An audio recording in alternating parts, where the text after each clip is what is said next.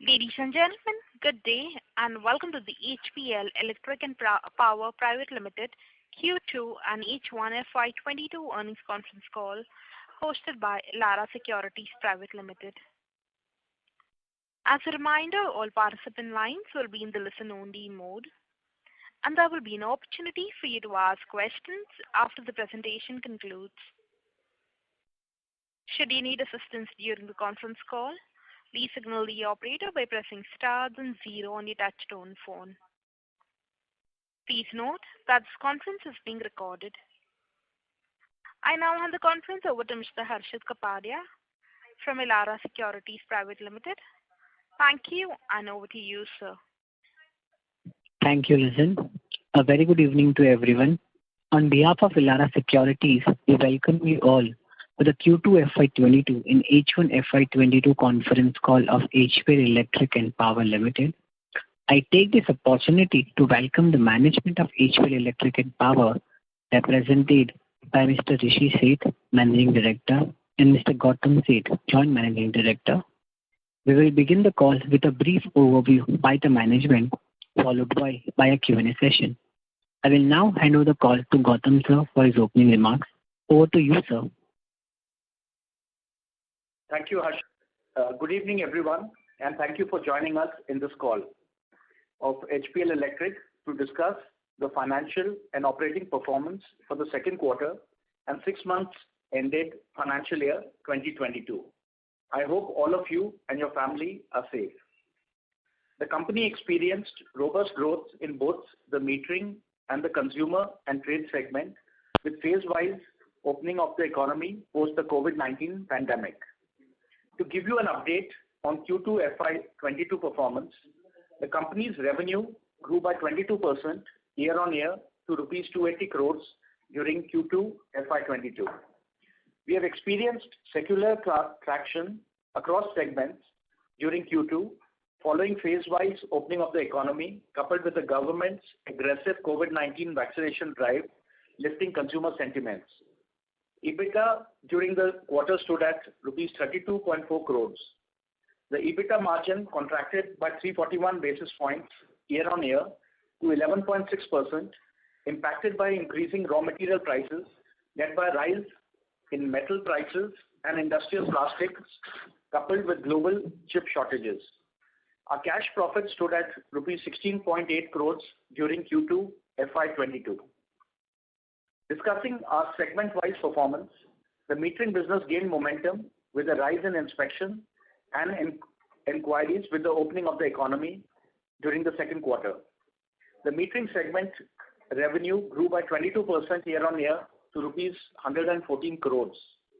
We believe this momentum will continue during the H2 FY22 with the government's impetus for installing 25 crore smart meters across the nation, of which more specifically 10 crore smart meters are expected to be installed by December 2023.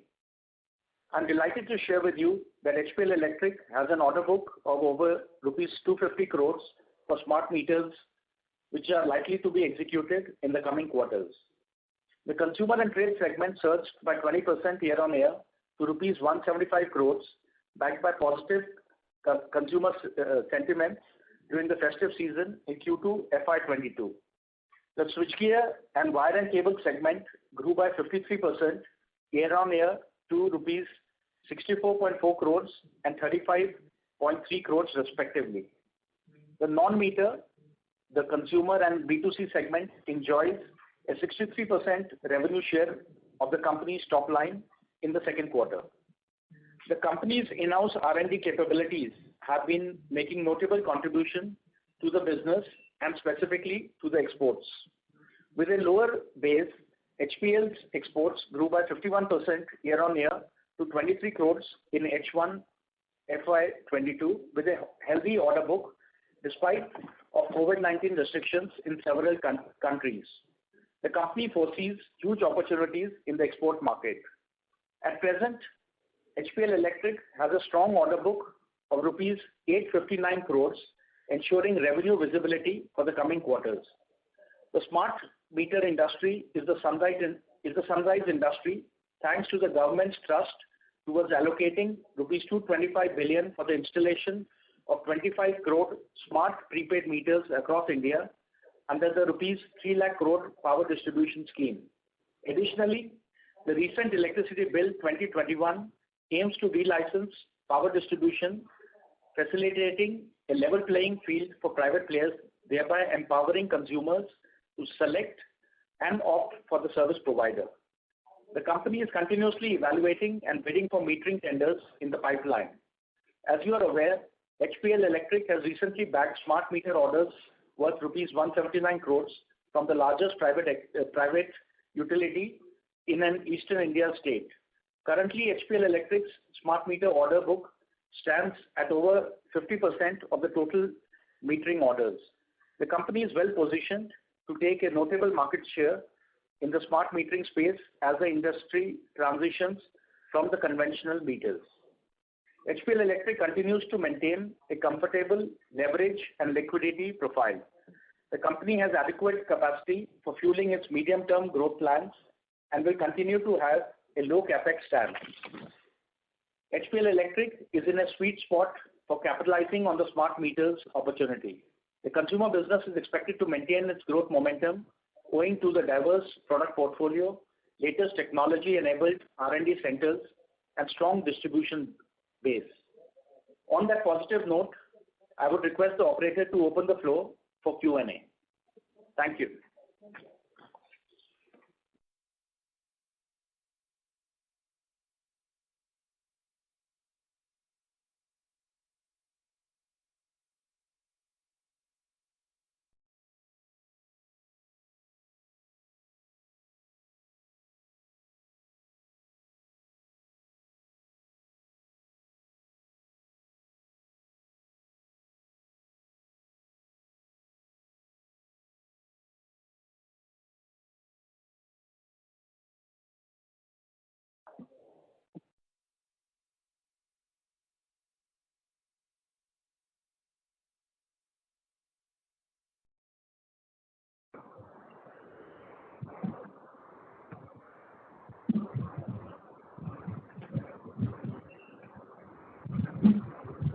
Participants, in order to ask a question, you may please press star and 1.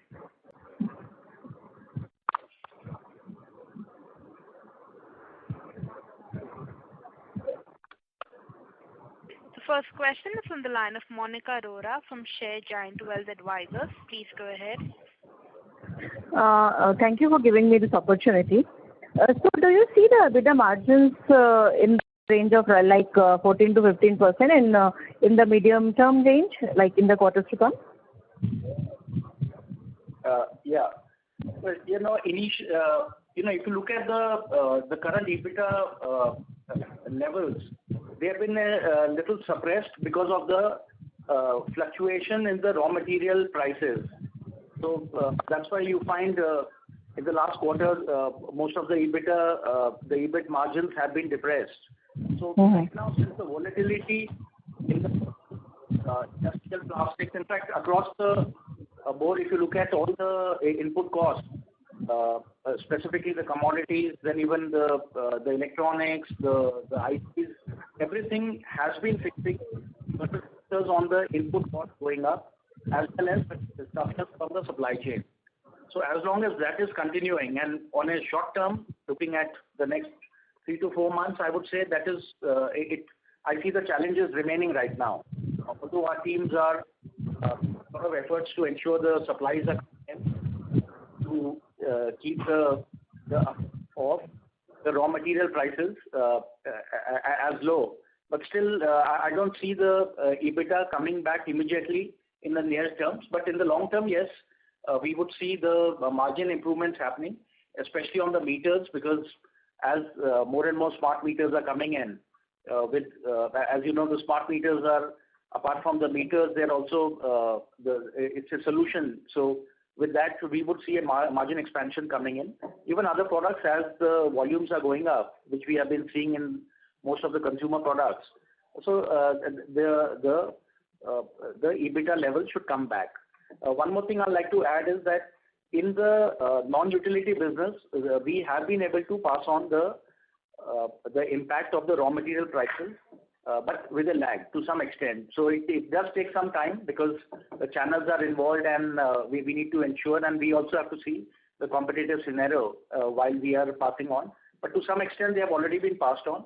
And if the prices remain at these levels, they will get definitely passed on. So in the near term, maybe the EBITDA may remain suppressed to some extent, but in a longer term, we would find the EBITDA margins to come back to those levels.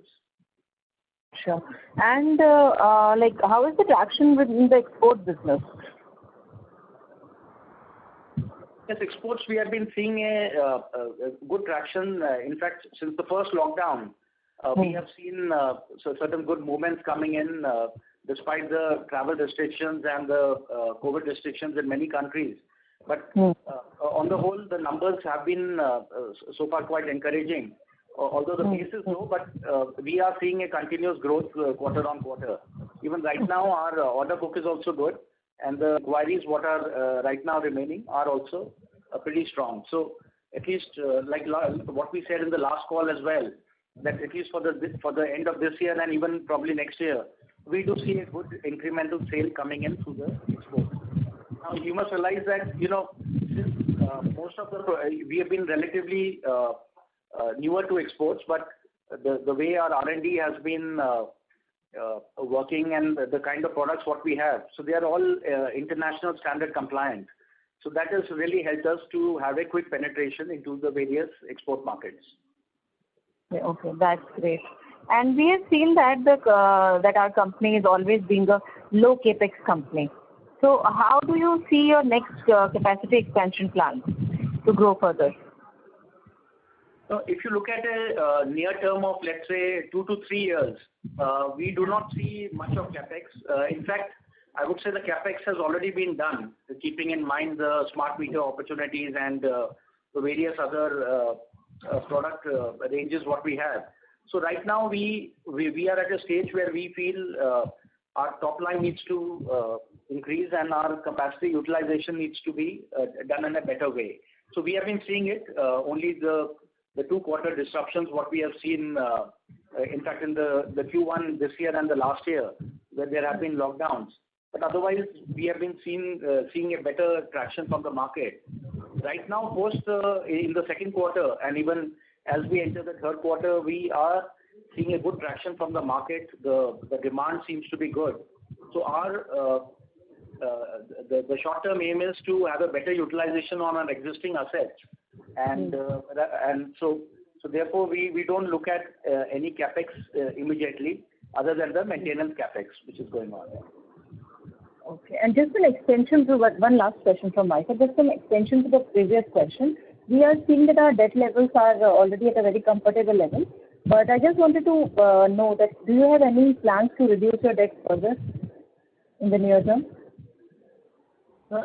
Immediately, I don't see much reduction. Though, if you compare with September 2020 last year, if you compare a year back, our net debt is down by almost 19 crores. Right now, at these, assuming that the debts remain the same, we would see a jump in the turnover. I think that is where we would see that, and our debt equity ratio is at 0.77, which is well below 1, and which is at a comfortable level. However, we are constantly working to improve our working capital cycle. So although that efforts are always on, and wherever possible, we are looking to have a leaner working capital, and thereby we can reduce the debt. But looking at the strong order book what we have of 859 crores, and which has a very strong revenue visibility over the next 2 to 3 quarters. So our aim right now is to work on execution of those orders, and that will be the primary aim. So as a ratio, when you look at based on the revenue and the other things, we would definitely see a much better improvement in terms of the overall ratios. Okay. Thank you so much for answering so patiently. Thank you, Monica.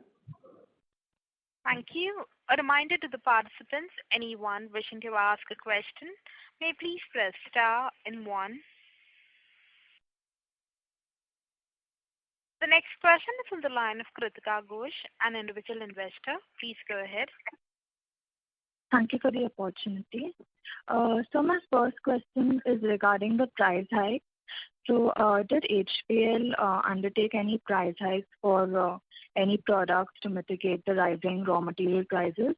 And my second question is, which factors led to the higher other expenses for Q2? Those are my two questions. Hi, Kritika. If you look at the price hike, the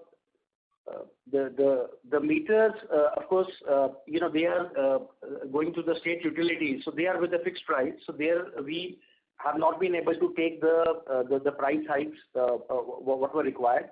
However, the new tenders what we have participated in the last let's say in the last 2 quarters, they have already been they have taken the price increase as a factor. So the future orders what we expect will have the price hikes taken into consideration. But when you look at the other products, which are the switchgear, lighting, and the wire and cables, whatever is going to the trade, so there we have been able to pass on certain part of the hikes to the trade, to the channel. So as we go forward, as I said in the earlier my answer also, that in these parts the price gets passed on only with a lag. So we have been able to do that, and if the prices remain so, we do hope that even in the future we would be able to pass on the hikes, other expenses to the trade. As regards the other expenses, when we look at it, almost you can say over 90% of the other expenses are directly they are relating to the factory or the marketing expenses. So they cover either the power and fuel or the freight expenses or the repair, maintenance, testing.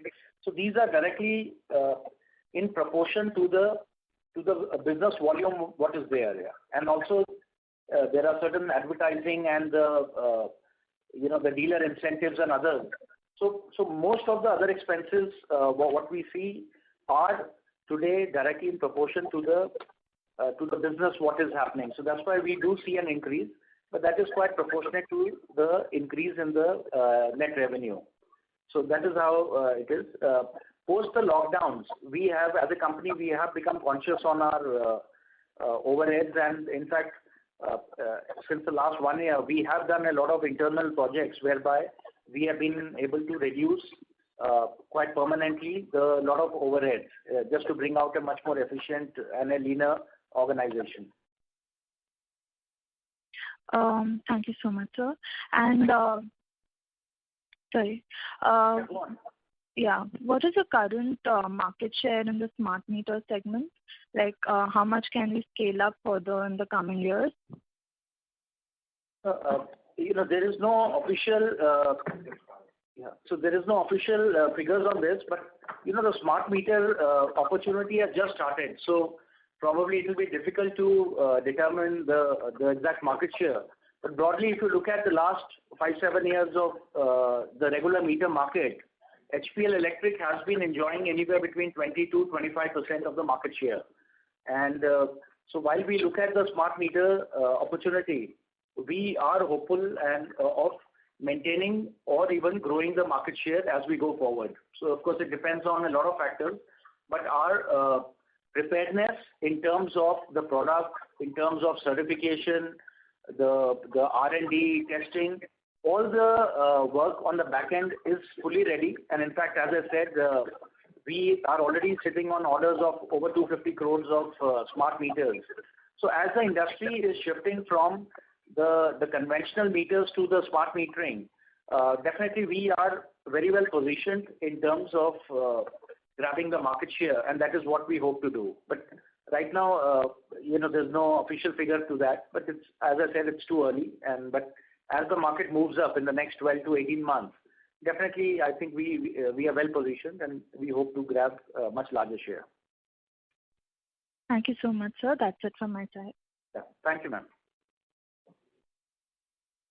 Thank you. A reminder to the participants, anyone wishing to ask a question, may please press star and one.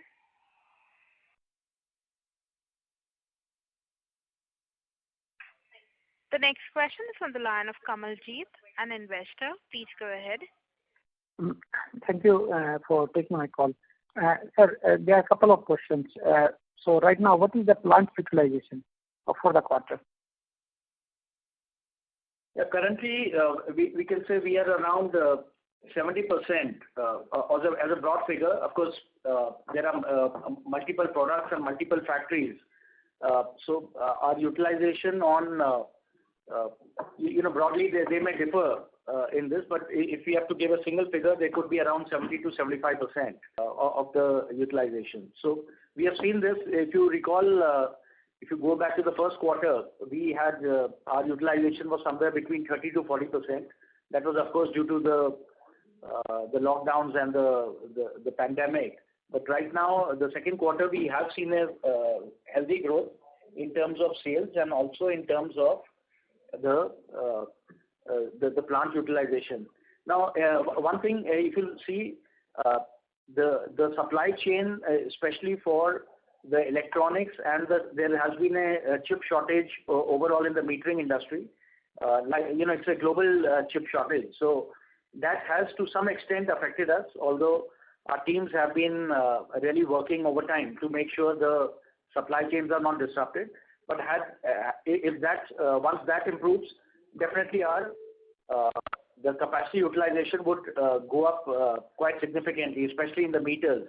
Because right now we have clear orders, and the only a part which may disrupt the supplies is the chip shortage. So something we are working on already. So right now it's not something very significant, but yes, I would say it is challenging. So it does. That is something which can help us to better utilize the plant. Okay. And sir, what is our sales to R&D expenditure in the sense of percentage terms? Sorry, I couldn't hear that. Can you repeat that question, please? Okay. So what is our sales to R&D expenditure, the cost, R&D, research and development cost to the sales?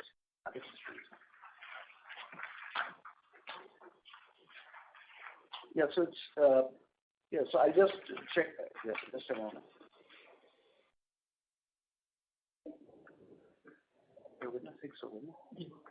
And this is on the whole? 3.46. Okay. So it's about a little more than, it's about 1.5%, you can say. So, we have a full-fledged R&D center in Gurgaon. In fact, we opened it last year, post the lockdown. And there we have over 100 engineers working on the smart metering, communication technologies, embedded softwares. Then also we have people working on the mechanical side for the switch gears, for the complete wiring technologies, lighting technologies, and moreover also on various applications. So definitely that is something which is that investment is continuous, what the company is committed to, and that is what we are seeing the results coming in with us completing a lot of we've just completed another smart city lighting. So there are a lot of work which is going on, but I think about 1.5% to 2% is something what the company is constantly spending on the top line on the R&D efforts. Okay, sir. Sir, in your annual report, you have mentioned the company is fifth largest in LED lighting manufactured. That is report of 2016. So what is the status as of now? We have grown incrementally thereafter, but of course the industry has also grown. Right now, because we did check up, there are no credible reports which are published right now on the LED industry. So I'm sure somebody probably will do that. But this was the last available report which we had of the industry.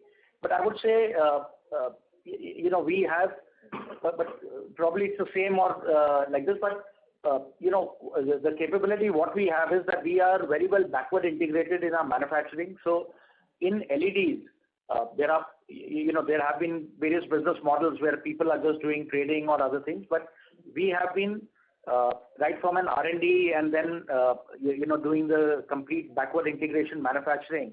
So we have done a lot of investment, and that is what makes our product very top in technology. So our focus definitely is on the lighting part, and we are seeing the distribution penetration also happening in the market with the lighting sales overall picking up. Okay, sir. And sir,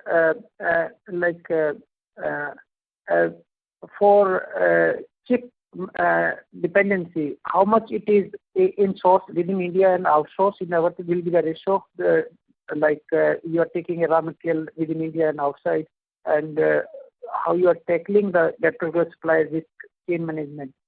Or are you thinking any other source of chip manufacturer, or just only the Chinese dependency?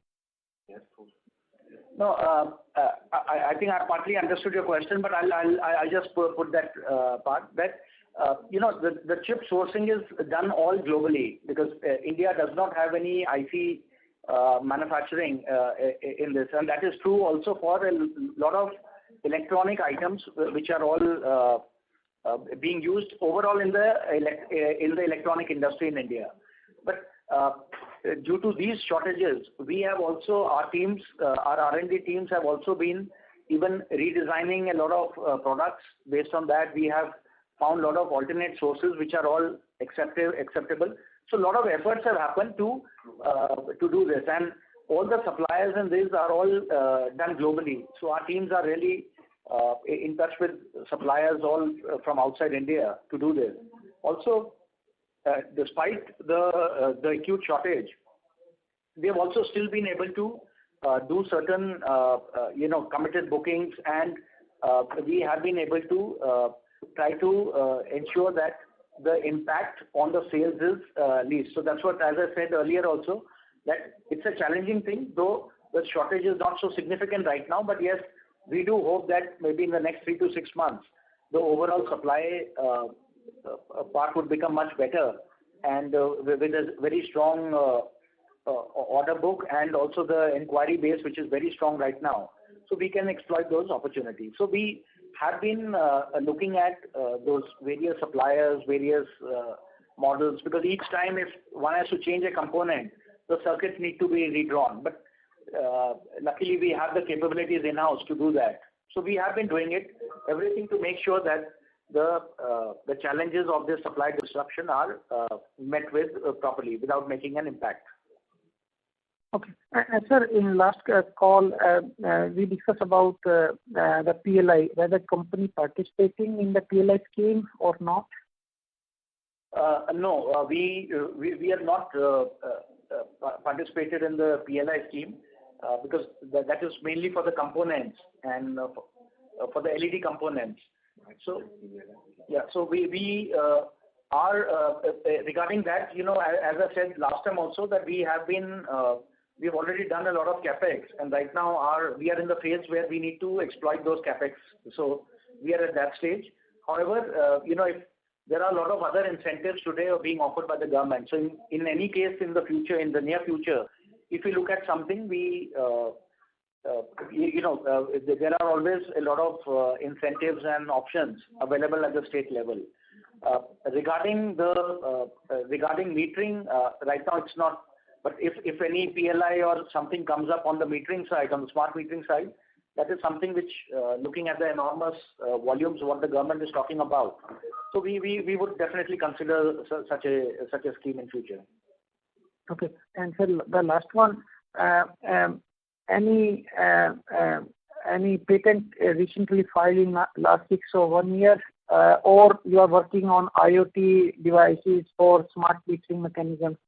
So whether the patent will be with the HPL or the partner, telecom partner?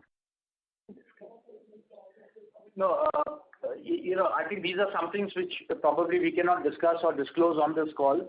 But what I can say is that there are a lot of softwares, lot of communication modules and protocols which are very proprietary to HPL Electric, and we use them. Of course, there could be partners in certain smaller thing, but the entire solution, the entire software and everything is our own proprietary softwares.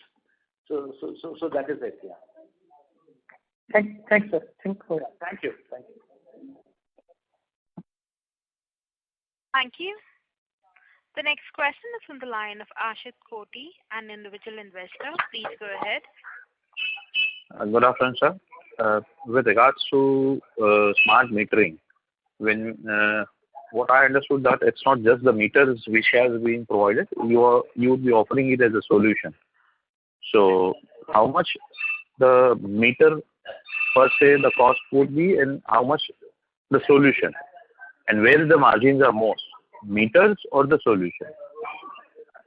The exact the exact. I mean, say if the total solution cost is, let's say, 2,000 rupees, for example, from a one individual user point of view, I'm just saying, as a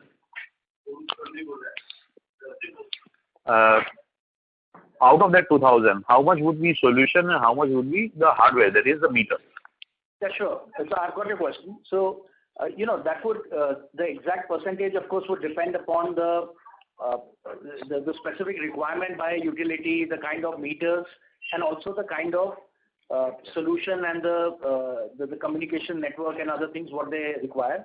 But as a ballpark figure, one can easily say that the meter would cost anywhere between 60 to 70%, and the balance, either 30 to 40%, could be the communication, the software, and the other related services, the FMS, what would accrue with that. So it really would depend upon this, but this is a broader ratio that would happen. And since this would be a fixed price contract, you would not have any cost escalation clause into it, right, sir? No, no. So there is no cost escalation, but in where the other services are there, and so we are aware on the period through which these services are to be provided.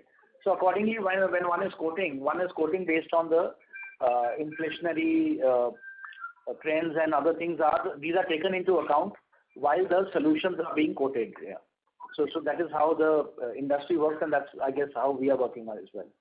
Now, coming back to earlier participant who had asked about capacity utilization, if I have to talk about metering, switchgears, lighting, wires and cables, or 4 categories, what is our install capacity and what is our capacity utilization on a half-yearly or a quarterly basis? Yeah, it would be a little difficult to spell out each one, but I will take the quarterly one. Because all the four are different products or different categories. Yeah, I will just come to that. If you look at the first quarter, because that was disrupted, so that may not be the right reference to talk about.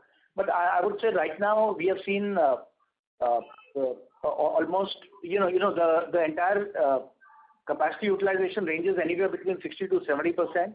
I would say the switchgear in the last quarter, because we have seen a good amount of growth in it, probably could be on a higher side of 70-75%.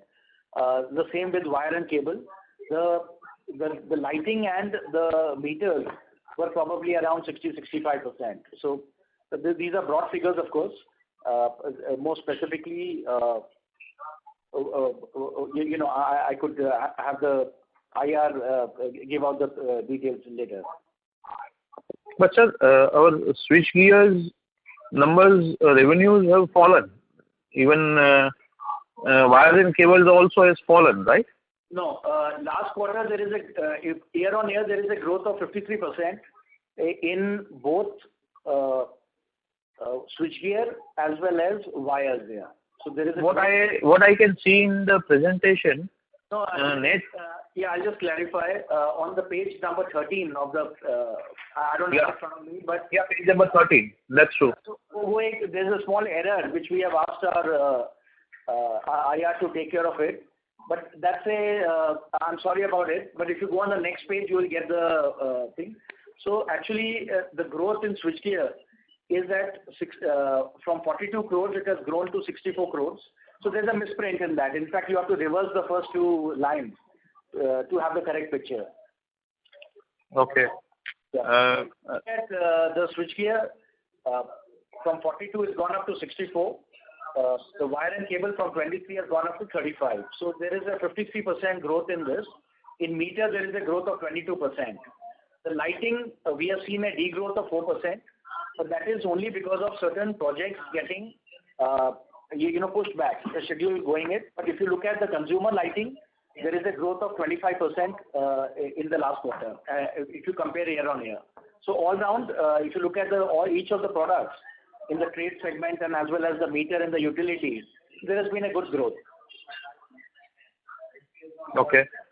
In smart metering, sir, how exactly you are going to take care of the working capital requirement? Because it is, I suppose, the payment is an issue.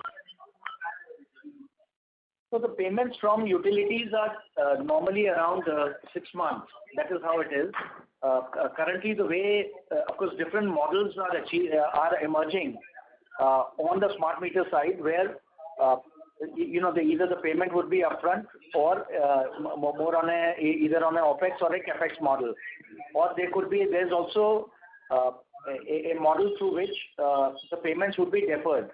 But those, of course, it would also require a financing model, which the company is currently working on also. And there are a couple of intermediaries which are emerging who could take the financing on their books. So overall, the way the smart meter scenario is emerging, there is a strong possibility that we could see a better working capital cycle coming forward.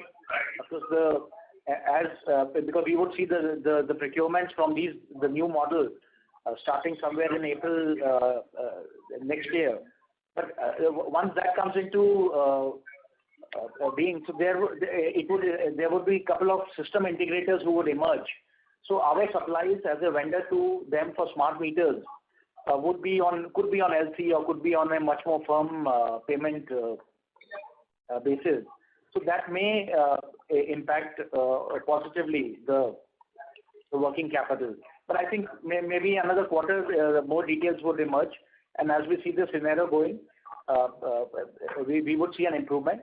But right now, if you look at the way the utilities are paying, anywhere between, I think it's about 180 days to 200 days is somewhere where we have the payment cycle. We have an installed capacity of 11 million meters, right? That is 1.1 crore meters. Yes, yeah. And all of that is smart meter, or is it into different categories? It is both, but gradually as the industry is shifting from the conventional meters, electronic meters to the smart meters, our capacities are also getting changed accordingly. So if you look at our order book right now, more than 50% or almost 60% of the order book is currently of smart meters. But if you go back even 2 quarters before, it was only about 1/3. So generally, as the order book is picking up, the share of smart meters is becoming much more higher. And even if you look at the tenders what we have participated and the new tenders which are coming out, I would say majority share is all of smart meters. So the industry is in a transition stage, and as the industry changes, so will our capacity utilization and our adaptation. But that the way we can adapt a regular line for a smart meter line is not we have those capabilities. So it's just a few adjustments which can be done. So not a big capex which needs to be done. So in this smart metering specifically, sir, how much orders we have on hand, how much we have already participated in tenders, and out of those tenders, how much is expected in next 2 quarters? I can say, as I said, our pending orders are over 250 crores right now, only of the smart meters. But currently, the inquiries which are there, the tenders which are there, they could range. Of course, we cannot say anything, but it could be anywhere over 5,000 crores where the tenders are out. Most of these are already of smart meters. Now, we cannot predict for sure what will be our share in that, but somewhere that, if you go in the past historical, this thing we have been doing over 20 to 25% market share.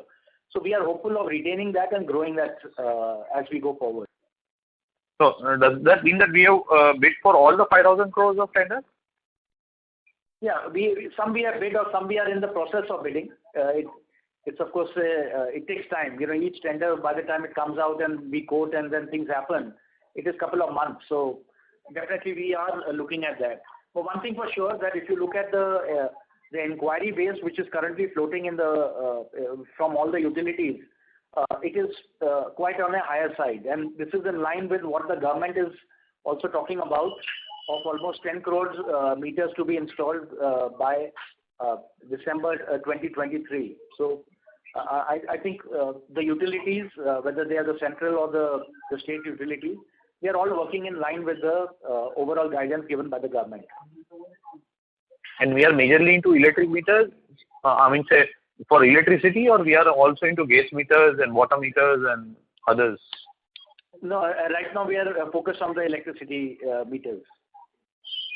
We have a capability to add water and gas meters? Yes, we have done complete lot of work for development, and even up to certain prototypings we have done that. But as we see the market and the opportunity emerge, we can adapt ourselves and come into that market as well. Okay, sir. I have a couple of more questions, but I will let others continue. I will come again in the queue.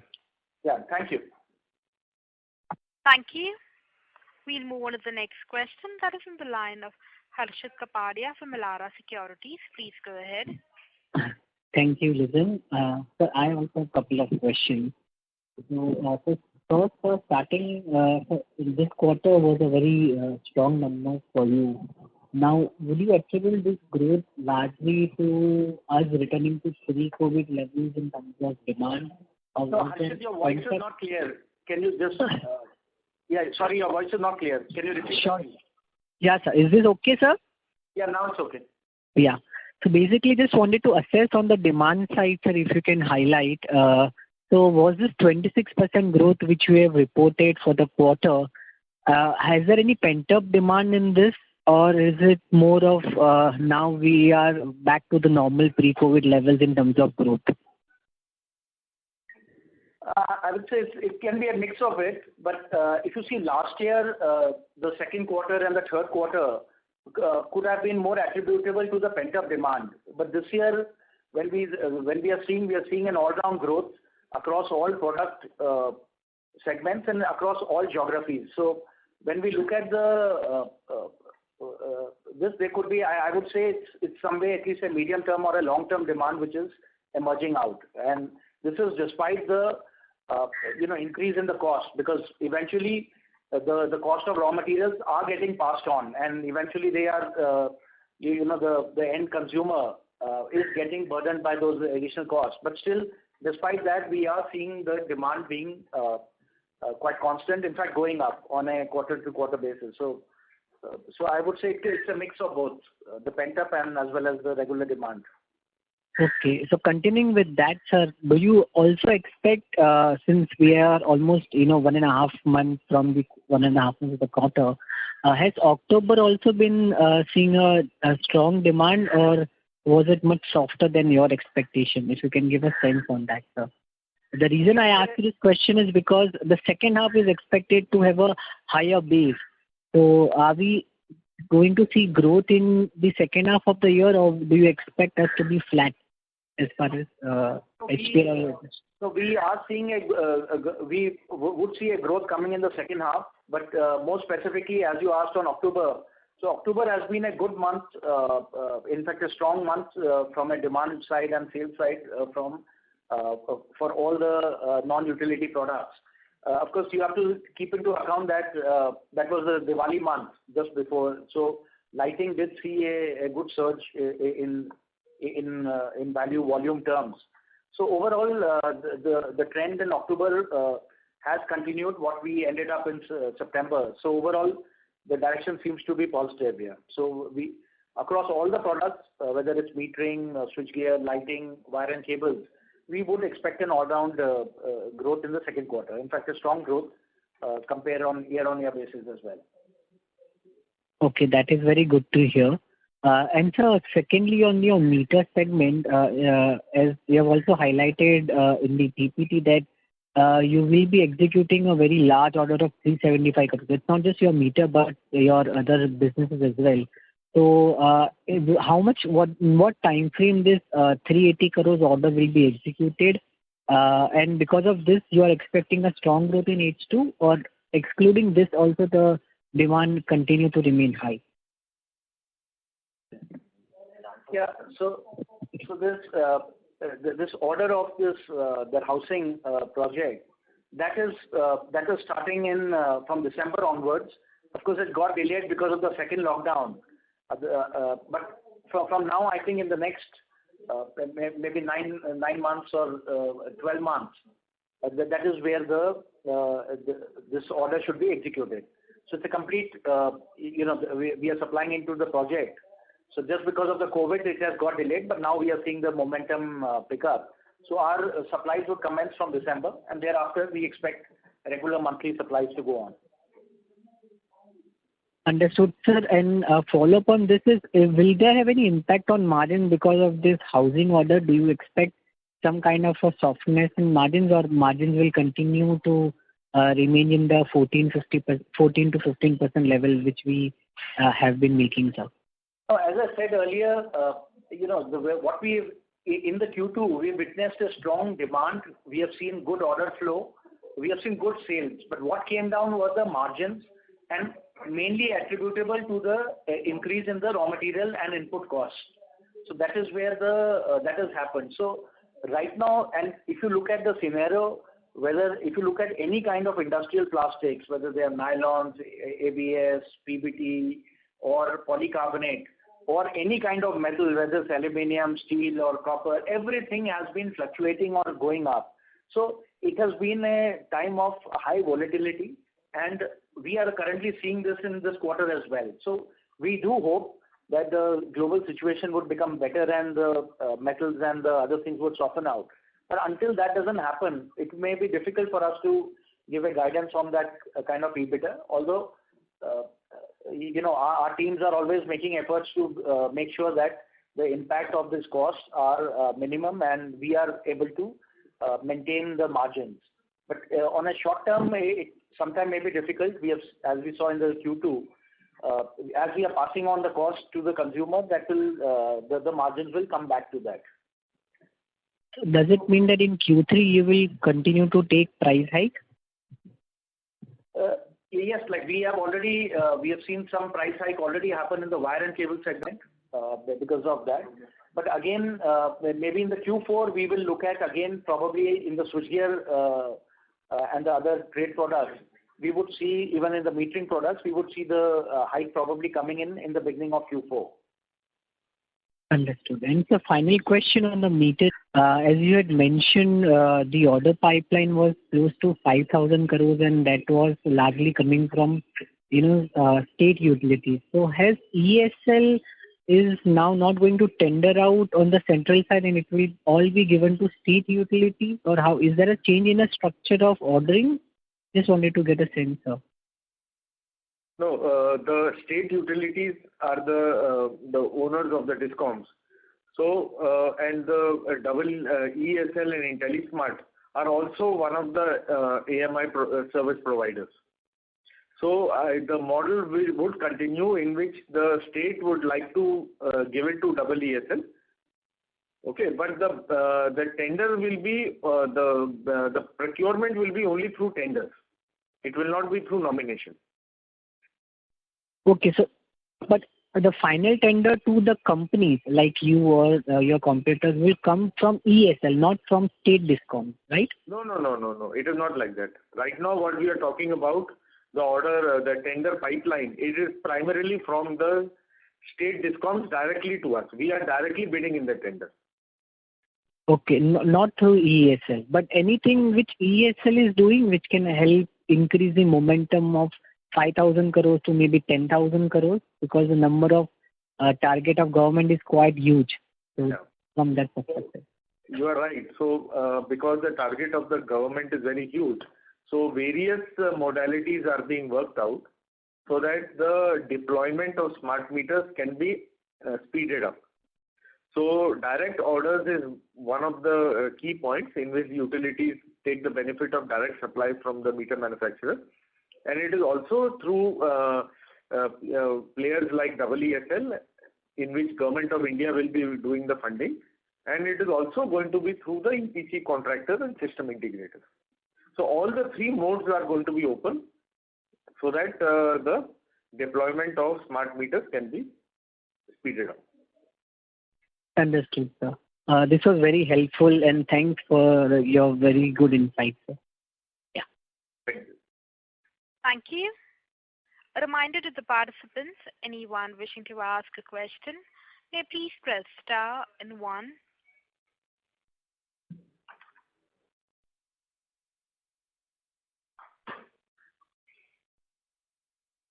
Participants, if you wish to ask a question, you may please press star and 1.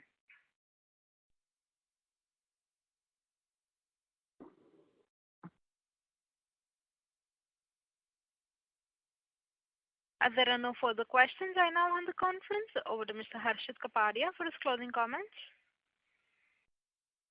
Thank you. We would like to thank the management of HPL Electric and Power for giving us an opportunity to host this call. We also would like to thank all investors and analysts for joining for this call. Any closing remarks you would want to make, Nitin sir? Harish sir? Yeah, so I'd like to thank everyone for joining on this call. And HPL Electric, as a company, we've seen good traction in the metering and the consumer segment, and expect this momentum to be sustained for the coming quarters as the consumer sentiment in both the businesses is set to improve.